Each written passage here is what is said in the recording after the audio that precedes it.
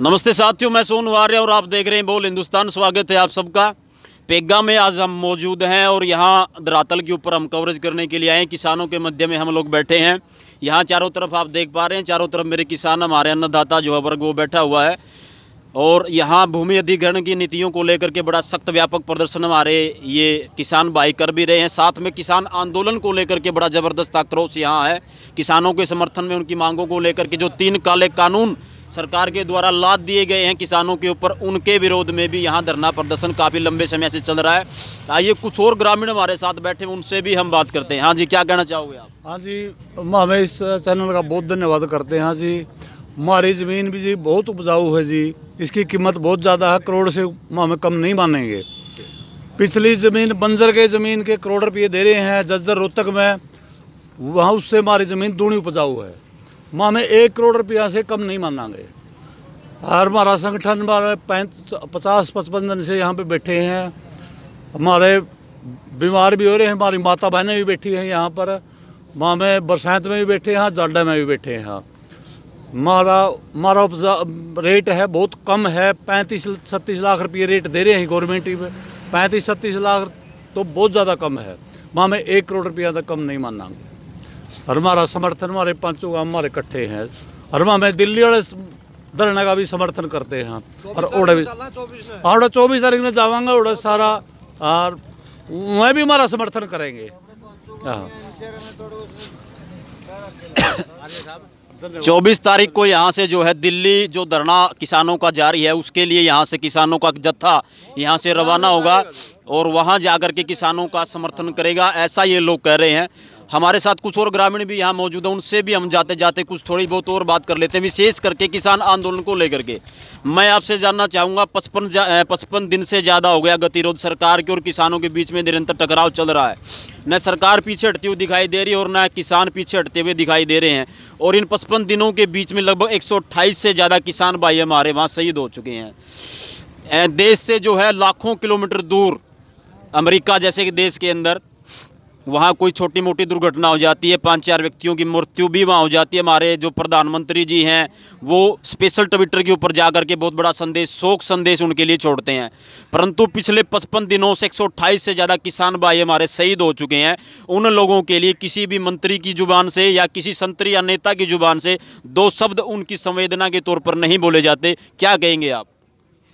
आर्य साहब, जो इन्होंने भाई साहब ने कहा कि हम 24 तारीख को दिल्ली के आंदोलन के लिए जाएंगे, हमारी तो कई गांवों के जो किसान नेताओं की मीटिंग हो चुकी है। हमारे जत्थे तो 20 तारीख से चलने शुरू हो जाएंगे। पूरी जींद जिले के अंदर क्रांति आ चुकी है कि जो किसान, जो बुजुर्ग, जो सरकार की न्यायपूर्ण नीति के लिए पिछले 60 दिन से वहाँ बैठे हुए हैं और हमारे 17 किसान शहीद हो चुके हैं। जो ये घमंडी हिटलर सरकार है, इसको उखाड़ फेंकने के लिए 20 तारीख से यहाँ से जत्थे चलने शुरू हो जाएंगे। और कोई भी गांव ऐसा बचेगा जहाँ से जच्चा बच्चा और जहाँ से बूढ़े बुजुर्ग माता बहने को नहीं जाएंगे। और हमारा तो यही ऐलान है सरकार से, भारत सरकार से, कि यहाँ से चलेंगे तो सफलता के लिए चलेंगे। 3 काले कानून को वापस करा कर आएंगे, नहीं तो हम वहीं दिल्ली के लाल किले पर अपनी कुर्बानी दे देंगे। उससे कोई भी किसान भाई पीछे नहीं हटेगा। बहुत अच्छी बात आपने कही और यही एक जोश है, यही एक उमंग है और यही एक विश्वास है कि यदि सरकार भी अपने राउंड से या सरकार अपने पक्ष से, सरकार अपने फैसले से पीछे नहीं हट रही, तो किसान भी अड़ा हुआ अपनी मांगों को लेकर के। सरकार का तो साफ तौर पर यही कहना है कि बिलों के अंदर अमेंडमेंट हो सकता है, उनमें संशोधन किया जा सकता है, परंतु किसी भी हद तक सरकार बिलों को वापस नहीं लेगी, ये सरकार का साफ तौर पर कहना है। हम आपसे ये भी जानना चाहेंगे, जब चुनाव का दौर होता है, नेता लोग जो है किसान के पीछे पीछे भागे फिरते हैं क्योंकि उन्हें जो है सत्ता चाहिए, कुर्सी चाहिए। परंतु जब किसान के ऊपर किसी प्रकार की कोई दिक्कत आती है, जैसे वर्तमान में आज ही ले लीजिए, कहीं भी किसी भी क्षेत्र में कोई नेता आज दिखाई नहीं दे रहा है, सब लोग दुबक करके बैठे हुए हैं। क्या कहना चाहेंगे आप उन लोगों को? सर, जो किसान के अंदर छल कपट किया जाता है ना, किसान का जो अर्जा है ना वो बहुत मुलायम है। और इन भोले भाले किसानों को मीठी बातें कर छल लिया जाता है। लेकिन जो किसान के साथ विश्वासघात करेगा वो उस चीज़ का अर्जाना नुकसान भरेगा। देर हो सकती, अंधेर नहीं हो सकती। और दूसरी बात मैं ये कहना चाहता हूँ कि किसानों ने तो 60 दिन से वहाँ कफन बांधे बैठे हैं। शायद अमित शाह मोदी को इस बात का पता नहीं है कि किसान की ताकत क्या होती है। जो तुम इन कोठियों में बैठकर अन्न खाते हो, जो भोजन खाते हो, जो ऐशो आराम करते हो, वो किसान का खून पसीने की कमाई है। लेकिन आप किसान को अनदेखा कर रहे हो। ये अन्नदाता है, ये सारी दुनिया का पेट भरता है। और किसानों ने तो हज़ारों किसानों ने ये कह दिया है कि 20 तारीख से यहाँ से चलकर चाहे हमारे को 20 साल लग जाए, जब तक ये 3 काले कानून किसान पाड़ कर उनका हाथ में नहीं दे देंगे, नहीं दिल्ली से वापस नहीं आएंगे।